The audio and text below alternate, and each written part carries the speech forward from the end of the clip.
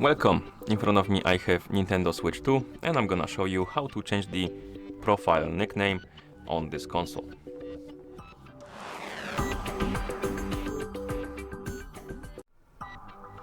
Okay, so first thing we need to do is to open our profile menu, and to do it simply find your profile icon right here on the home screen and tap on it to enter the profile page basically.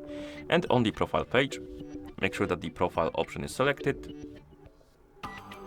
Is it profile? Oh no, my bad, it's user settings. So this option, user settings, and then as you can see we have the option called edit nickname, and you can tap on it, and here you can change your nickname to whatever you like. Oh, never mind, not whatever you like, because there is apparently there is a limit for the letters. That's only, you can go up to 10 letters. So let's change it to something like that, and then you can tap on OK, and the nickname changed. And once you're done, you can press the home button to go back to home screen.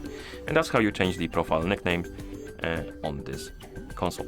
Thank you for watching. If you found this video helpful, please consider subscribing to our channel and leaving the like on the video.